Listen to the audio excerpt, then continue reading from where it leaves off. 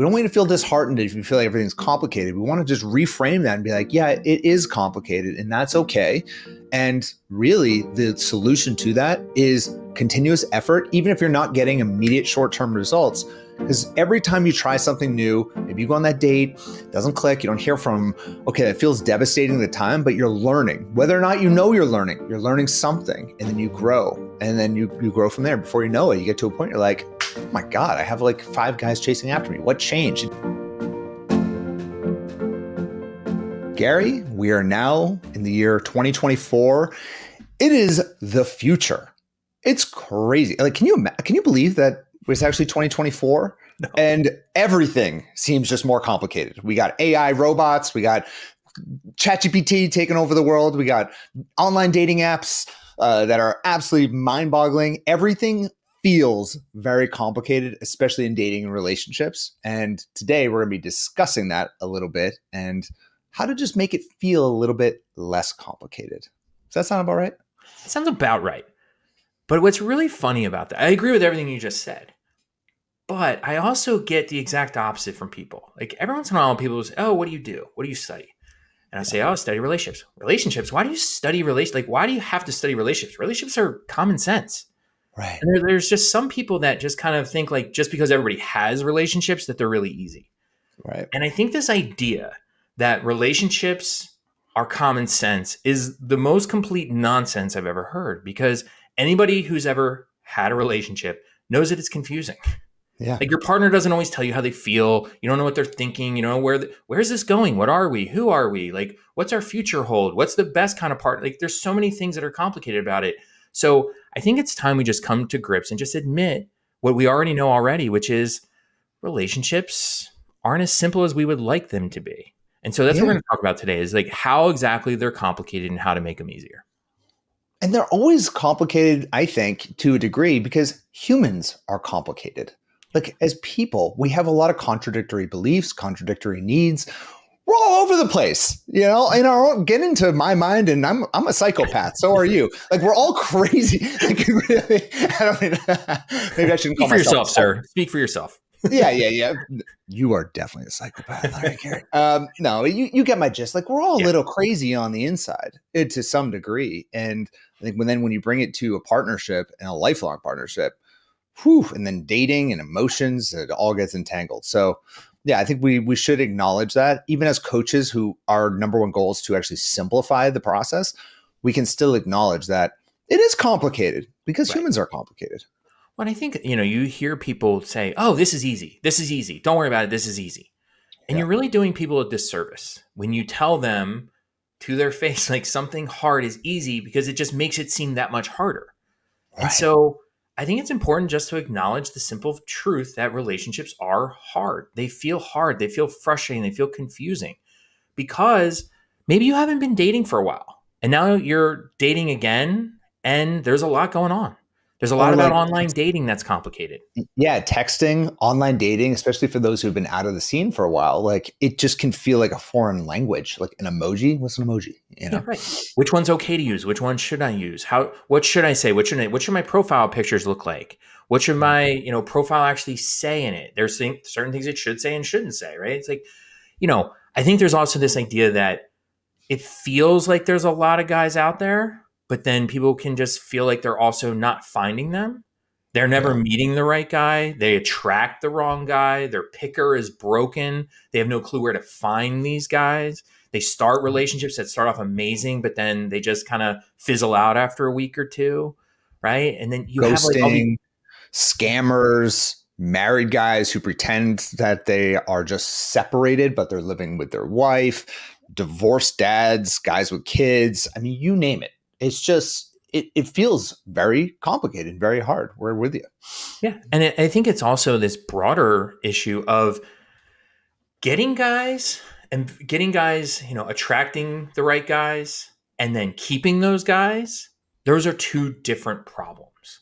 And so it's not always clear. Some people are really good at one of them and not the other. Yeah. But I think we're here to acknowledge this and for you all to give yourself some grace. Like, don't beat yourself up too much about all of this because you're not alone. And for the women or the people out there who say, oh, yeah, dating's so easy, either they're not actually dating or they're probably not giving you the full picture of what's going on. And I think women so often are too quick to like take responsibility and take all the blame throughout like for all their challenges, Yep. you know? And they start thinking like, what is wrong with me? Like literally looking in the mirror and be like, what is wrong with you? Why do you keep getting divorced dads who are clearly just looking for a short-term fling? And the reality is just this stuff can be challenging. And I think that is what makes it so fruitful when you do find yourself in a healthy relationship. If it were easy, honestly, you might not appreciate it as much when you are in that healthy relationship. And I think that's so important. It's like, don't over blame yourself, because if you start thinking what's wrong with me, which first, there's nothing. It's just hard. Some things are just hard. And finding partners, keeping partners, having, fulfilling relationships, it's not as easy as people want you to believe it is. Right. Yeah. And so you start piling on yourself a little too much. And then you do the world's worst thing, which is you start feeling hopeless and you're just like, I quit. And, we'll hear some of our clients from time to time express this emotion. And I always say to them the same thing. I used to coach travel sports for my daughter, both soccer and softball. I did a lot of coaching of young ladies. And so it's just like a real thing. Like this, I didn't get a hit, so I quit. I'm terrible. And it's like, no. I'm going to say the same thing I said to them, which is don't get defeated, get determined. Right. Like there's times in your life, things aren't going to go your way. And that's like, you can't take that too personally. Instead, get determined to do better. I love that you brought in this idea, because if you think about it, in all other areas of our life, when we hit a roadblock, it's always like, get determined, push harder, make it happen. But when it comes to love, for whatever reason, we're always like, oh, it should just come to you. It should be easy. Right. Love will just come when you least expect it. Don't worry about it. But in like all areas of your life, like if you're overweight, if they're a good friend and you're seeking their advice, to be like, okay, let's start working on our eating and our exercise. If you're struggling at work, your coworker is not going to be like, oh, don't worry about it, you're just fine. It'd be like, no, make some shifts. In sports, definitely. It's like, grit, baby, grit, push hard. Let's go make it happen. Be determined. But in love, again, just like circling back, it's the exact opposite. Like there's all this messaging that it should be just so easy. It should just fall right on your lap and just be there. You're just going to be walking down the street. He bumps into you. Your papers go everywhere. I mean, who carries paper anymore? But let's say you did, and he picks it up and you make eye contact, and then boom, you're married and you have 5 babies and, live a happy life. It's not reality. It's not. And I think the other bad part with relationships in particular along the same line of thinking is, if it's not easy, sometimes people will just be like, oh, it's just not meant to be. I'm just not meant for anybody. I'm not meant to have my person. And it's like, again, no other area of your life is it like that. If you're looking for a job and you go on one job interview and it doesn't work out, you're just like, guess I'm not meant to ever have a job again. Right. Like it's just not how we think. Right. And so it's just time for us just to admit what we all know, anybody who's ever dated, who's done online dating, what they already know, which is dating can be hard, and that's okay. We can do hard things. Absolutely, we can do hard things. So the fact that it's hard isn't a deterrent. It just makes what we get at the end of it, once we achieve that goal, all the sweeter. And so I think that's important. And so what the format of today is, we're going to go through just 10 things that we hear, 10 reasons why dating can be hard that we hear a lot. We'll go through those quickly. And then towards the end, we're going to give you ways to make it easier for yourself and simpler. So long as we can acknowledge that it's hard, now let's actually talk about how it is that we can simplify and make it easier. Does that sound about right, Gary? Perfect. All right. So let's go through some of the reasons why dating can be hard. The first one is just, you may not know necessarily what you want in a long-term partner. You may know what you're attracted to, but it might be a challenge to know what you want long-term. That's the first one. Yeah. The second one is, you know what you want, or you think you know what you want, but you have a hard time knowing exactly how to get it. What's the best approach? How do I actually accomplish this? What's the means to the end? Yeah. The third one is that humans are completely imperfect, and we have a ton of cognitive biases that are leading us astray, such as negativity bias or confirmation bias. And it can really make dating very challenging. We have a number of podcasts about that, so I won't go into it too far right now. The fourth one is, your relationship history probably has some complications. We'll say complications. It's a little spotty, right? You might have had a few messy breakups. You have some exes who are not so great. And so all of those things kind of leave some scarring, so to speak, right? And that's going to make it harder for you to find love in the future. Yep. Another one is just our childhood. Maybe your upbringing was not ideal. Maybe your parents didn't have a good relationship or were divorced, and they probably didn't model the healthiest relationship behaviors. Most parents didn't. And the thing is, as humans, we seek what's comfortable and we kind of model our childhood, and we seek what's comfortable rather than what's healthy for us. So it's possible we may be actually looking for a repeat of our childhood, which is probably not healthy for the majority of people. Yeah, and you probably don't know any better, right? I mean, you're just doing it without knowing any better. So speaking of not knowing any better, number 6 is your friends are giving you the most well-intentioned yet misinformed advice about love. They're going on what they've seen somewhere else, what's worked for them, what's worked for their parents, what they've seen modeled in some other place, and they want what's best for you. Of course, they're your friends, but it's not super well informed, and you're just following along because, like, hey, my friend said to do this, which is a problem. Yep. Or even just on that note, that your relationship knowledge, it might be a little bit incomplete or just incorrect in ways that we don't even realize, like our belief systems. Like, let's say you have a belief system that men only want to date younger women who are in their 20s. Like, if we are walking around with that type of knowledge or that incorrect belief system or incorrect information, that is going to very much so complicate and make our love life very, very challenging. And by the way, that is not true. It's just a very key asterisk. Yeah. So number 8 is you may not have the most secure attachment style. We've talked about this on a lot of other podcasts too, so we won't get into much depth, but it's like attachment style and things like that matter a lot. And you're carrying around these propensities in ways you may not realize. And it colors and kind of shades all the different things that you're experiencing, how you interpret other people's behaviors, what you're looking for, your behaviors, all kinds of stuff. And it's important to get a handle on those things. Yep. Number 9 is that our communication skills might not be top notch. We may not know how to communicate with men and understand men, and men are likely not communicating well with you or understanding you fully. So there's a disconnect there. Yeah. And so the last one's number 10. I'm going to pull out my soapbox for just a second here, but your previous relationship training or education is likely completely non-existent. Like, you've never been trained or learned anything about relationships along the way. And my soapbox on this is, in high school, at least in America, we have driver's ed. We even have sex ed.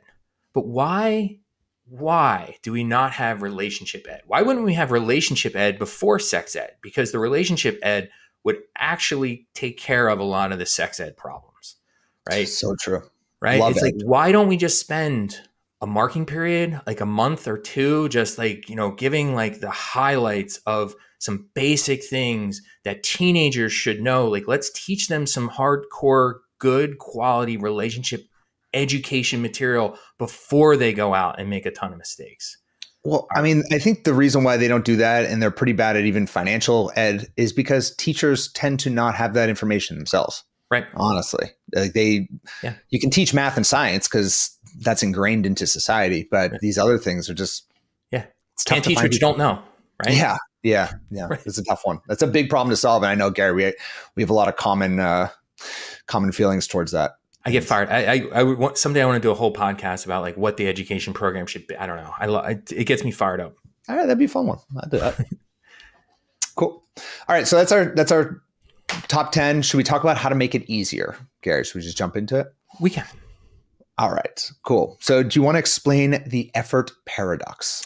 Yeah. So the effort paradox is people that make things look easy only are able to do that because they put a lot of work into it. Yeah. So, one of the things we'll hear is, relationships look, I know so-and-so, and their relationship just looks amazing. And they look so easy. And so anybody who has an easy looking relationship has put a lot of effort into making that relationship look effortless. Yeah. Same with dating. Yeah. No one practices more than professionals. right? And so when you look at any sports player or musician or anybody who you think is like at the top of their field in something, they spend more time practicing than amateurs do because Mhm. that's what it takes to be good at things, right? And so expertise is important. It makes the world a better place, but expertise comes from practice and effort. Yeah, I agree. I mean, I think I was just in Austin for some comedy shows, and the comedy scene there is amazing, I should say. But one thing you'll notice with a lot of high level comedians, like the top of the top, is they make it look so damn easy. And then you watch someone who is just doing an open mic, who's just trying to get into it, and they must just be like, this is so complicated. This is so difficult. And the pros are all like, yeah, that's why it's taken me 20 years to get here. You just got to push through it a little bit. Be determined, push through it a bit. And it's so true with relationships, with dating. I mean, when I used to coach men in dating in particular, like one thing that used to be so incredibly difficult for me was the idea of going up and talking to a woman I was attracted to back when I was single. And then over time, I really worked on that and I was much more comfortable with it. And guys would look at me and be like, that's magic. I'm like, it's not. It's just something you need to work on. It's a social skill. I think same thing is for women in particular. There's some women who walk into a room that you all might think of and they can just work the room. They have that feminine charm. And you're like, oh my God, how do they do that? That must be so natural. It's like, no, talk to them. They've had a lot of practice. They've worked on it. So I think that's super important to keep in mind. And we talk a lot about, growth mindset, right? Growth mindset is, these are all skills that you develop through practice. It's not that you were born good at talking to guys or bad at relationships. Like that doesn't exist, right? These are sets of skills that you can practice. Like I love that you bring up the example of comedians.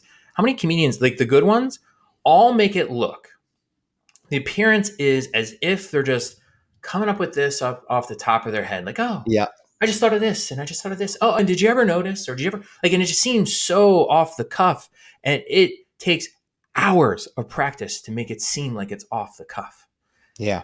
And it's practice and things that you don't notice. And so it makes it look like it comes easy and it just doesn't. And so, I know a lot of this can sound like, put in more work, put in more effort. And you're like, oh gosh, the last thing I want to do is put in more. Yeah, no one wants to get good at dating. They just want to be like, get me into that relationship. But that is the road to relationships is you got to work. We all need to work on our social skills, our flirtation skills, our ability to connect with people online. Like these are all skill sets.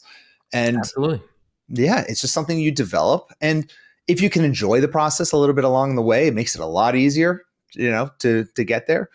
And so I love this idea of the effort paradox. I think that that's so important. And so many people I think the idea here is we don't want you to feel disheartened if you're struggling. We don't want you to feel disheartened if you feel like everything's complicated. We want to just reframe that and be like, yeah, it is complicated and that's okay. And really the solution to that is continuous effort, even if you're not getting immediate short-term results. Because every time you try something new, maybe you go on that date, doesn't click, you don't hear from them. Okay, it feels devastating at the time, but you're learning. Whether or not you're learning something, and then you grow. And then you grow from there. Before you know it, you get to a point you're like, oh my God, I have like 5 guys chasing after me. What changed? It doesn't even feel like anything's changed. Right. But things do change the more that you keep trying, the more that you keep doing. Yeah, and it's like, the people that listen to our podcast, our audience, you're listening to this podcast, chances are you're a successful woman. Like you've had success. Now, you can't tell me that you've had success without any setbacks. You can't tell me that you've gotten success and it's been easy the whole time. It hasn't. It took effort. It took some determination. It took some of that grit. And it's the same thing with dating. Mm-hmm. Same thing with relationships. But so, no one wants to put in more effort and work than they need to. And so I think the strategy here is aim for efficient effort. Work smarter, not harder. And so you don't have time to waste. And so you want to take every possible opportunity you can to inflict some advantage into your side of doing things. And so the important thing to know here is like lean on expertise like you do in every other area of your life, right? If you run a successful business, chances are at some point you've called in consultants because they know something specific to help one area of your business thrive more than it is currently, right? And you do that. Lean on expertise, right? Can you find love through trial and error? Yes, you absolutely can. First, though, it takes longer. And when you say trial and error, the error in love life hurts. Yeah. Like, there's a lot of heartache that goes into that error. And so it can be done through trial and error. But, it's that old cliche, like standing on the shoulders of giants. Like, you can get somewhere quicker and see further when you rely on expertise. Definitely. I'm seeing that right now. So I recently got a personal trainer, which is completely outside of like my norm. I've been doing CrossFit for like 10 years. And recently I'm like, you know what? I want to go to the gym. I want to like do like curls and stuff. I'm like, let's do that. And so I went to the gym. It's a nice Lifetime Fitness. I was like, this thing's great. I'm digging this. And then you get a free personal training. I'm like, oh God, there's gonna be a sales thing.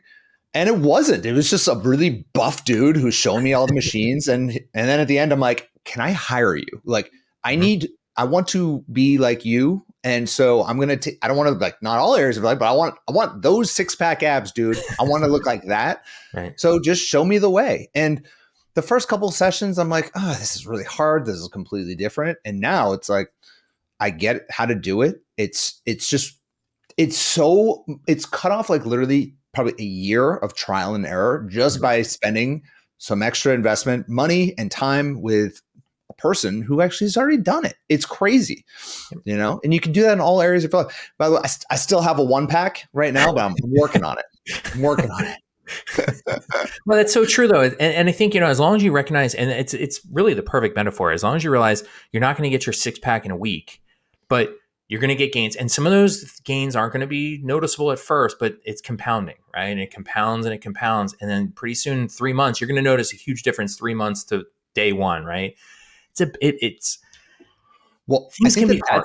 That's a really important thing to mention here that I think a lot of people get wrong is you can tell how successful someone is based on what their measurement of time is for getting results. So if someone's like, I want to lose 10 pounds in 2 weeks, you'd be like, oh, you're going to be overweight for a long time.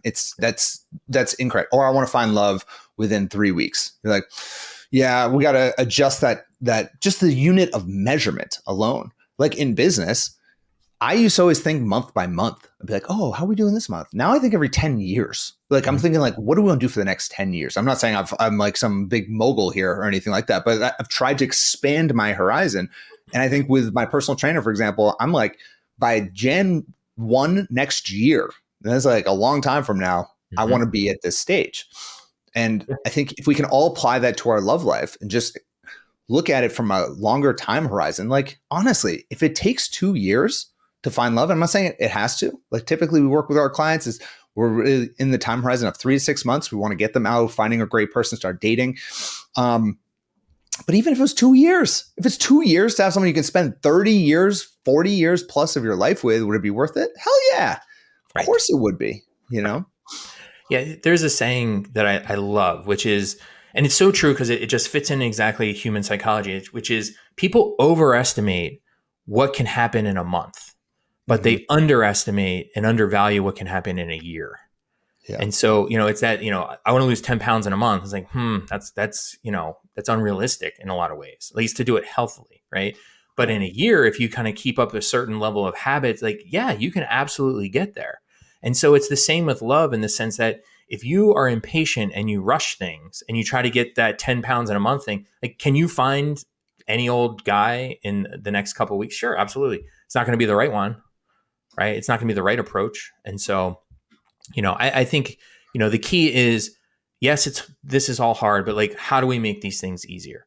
And so I love talking about how to make things easier because as a professor, like, I feel like this is my wheelhouse. Like, this is what I do.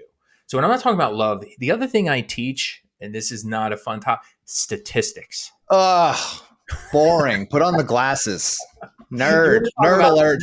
Complicated, hard, miserable, and all that stuff. And it's like, yeah, I tell the students, this is unsimple. This is going to challenge you. This is going to be tough, all that kind of stuff. But here, and I was thinking, it's like when that like reflection period, how do I make stats work so that I literally have students say like, this is my favorite class. It's a combination of a couple things. It's expertise, it's empathy, and engagement. Expertise, empathy, and engagement. If you can make things fun, you can be an expert in this area. and you can be you have empathy, which is I get what you're going through. That equation, it makes everything easier. Everything's easier when you have those three elements. So And you're so, saying you teach in that way yep. to make it the best class possible for them. So in someone's love life, how would that apply? So you can make anything easier by relying on experts. So call in experts. And when I say call in experts, I don't mean like your Aunt Rhonda who's been divorced 10 times. Right. And sometimes people are like, oh, well, they've had a lot of heartache. They've done things poorly a lot. And like, so they know some things. They know some things, but it's not the same kind of expertise. You know, it's the personal trainer metaphor. Like find somebody in your life that is going to be an expert, whether it's a professional personal trainer or someone that really knows what they're doing, or watch a lot of podcasts, read a lot of materials, like whatever it is, get coaching, right? Get love coaching. Like any of that's going to definitely help. Yeah, definitely. Therapy. I mean, all those things, all of these things, not to say all therapists are great in the dating department, but it depends on your needs and where you're at. So I just want to make sure everyone knows this is not a shameless plug. I know we're a love coaching company. There are expertise in many areas, although, of course, if you do want dating coaching, go to lovestrategies.com. No, I'm just kidding. But it is true. Like just finding the expertise that you need at that time, I think is really helpful. So, well, as much as like expertise, like I just said, like you can go read things. As much as the relationship scientist in me would love to tell you, like go to the journals, go to the published research on relationships, because there's nothing more expert than that. The problem is it lacks that other quality, which is engagement. Boring. And so, yeah, you're just, I mean, it's not written for it's just not written for anybody to really understand in a way that's usable to make their love life easier. It's just not. And so engagement is necessary. You need to learn things from people who are interesting, engaging. And it's like, it doesn't feel like work. Like the best personal trainers, I see this at my gym too. Like you see them, like they do things to make it fun. And the people that are like sweating and like really grinding, like they're having a good time. And like engagement is so, so important. That other element, empathy is what we've been doing today, which is just saying like, this is hard. Like that's true. The people who tell you this is easy, I can get you the guy you want in a week, they're just lying. Right. They're lying. Like that's or they're going to have some technique. It's just not the way to do it. And so, you know, you got to be empathy. You could, I just went with all ease because it just seemed nice and neat like that, but you could really just go with realistic. Right. And so they're trying to sell you something. A lot of times they're just trying to sell you something. If you see an ebook that's like 3 things to text a guy within the next 24 hours to make him to captivate his heart and fall deeply in love with you, you know, beware, buyer beware. You know what I'm saying? And right. I'm not against clickbaity headlines. Like I get it, but we don't sell things with unrealistic expectations because it's doing you a disservice going into it. Like if we can acknowledge that things can be hard, then suddenly when we hit a hard thing, we don't give up. If you think it's going to be easy and then you hit a roadblock, then you're going to be like, oh, well, I must be doing something wrong because this isn't easy. This should be easy. Yeah. I think that's it. I mean, that is it. And so if you can take that kind of competitive spirit to it in a healthy way and be like, push through it and have grit. I mean, like one of the first parts of, I'm sorry, I'm going on a tangent here, but like one of the first things we talk about in Love Accelerator, which is our mastermind coaching program, is this idea of grit in dating. Something no one talks about. Like having grit when you're dating, talking to women about that. Mm-hmm. Oh, but it's critical. It's critical. And our clients have freaking grit. And that's why they get through the tough times. And then they can get to a point where they don't have to think about this stuff as much anymore. You know, you get through the dating part. But well, it's like what I said earlier, is like, don't get defeated, get determined. But when it comes to your love life, I think it's don't get complacent and don't quit, get strategic.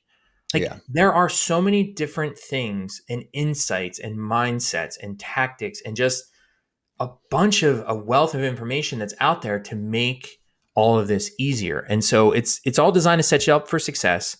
And it sets you up for success by helping you avoid the big mistakes.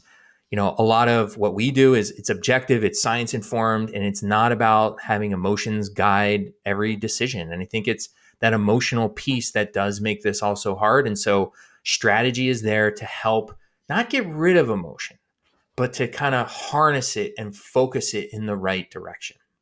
Yeah, it's just a different lens in which to look. Like Emotions can be useful at times because it gives you an insight, perhaps into something your logical brain is not seeing. Like you might feel something and you're like, but I don't get that logically. Well, listen to that emotion a little bit. But a lot of times in your love life, emotions can just lead us completely astray. I mean, the advice of always follow your emotions, always listen to all of your emotions is crazy town. Yep. Like our emotions turn us into, like, we are all just a bunch of primates at the end of the day. I mean, we're a bunch of monkeys, and we just like, oh, I like that person. Let's go, let's go, let's go. And we're not designed necessarily for long-term relationships. Like we humans are pretty much 7 years pair bond, boom, move on to the next. And it's like, well, so what do we need to do? We need to bring more strategy to actually make relationships last for the long term. And that's okay. It's great. It's smart. Like it's just smart. And we do this with, like we keep saying, so many other areas of life. But, I just think to kind of wrap all this up is relationships aren't as simple as we'd like. They're hard. They're a little complicated, a little frustrating, they're a little confusing. And that's okay. We're not going to change how relationships are. We can't change the world, but we can help you listeners be a little bit better at this, a little bit better prepared, because just hope by itself isn't a strategy. Like that's not good enough. You just kind of, maybe they'll fall into my lap. Maybe they'll find me. Maybe that makes everything a lot more difficult. But, this thing about emotions kind of misguiding you, but, they still play a role. Something I say a lot, and it's kind of a lot of what we do is you have to follow your heart, but take a little strategy with you. And so you're always going to just kind of go with what your emotions want to some degree, but it's going to be calibrated and harnessed and focused with strategy to, again, save some steps, save some time, and definitely save some heartache. Love it. Thank you, Gary. That's great. Thanks, Adam.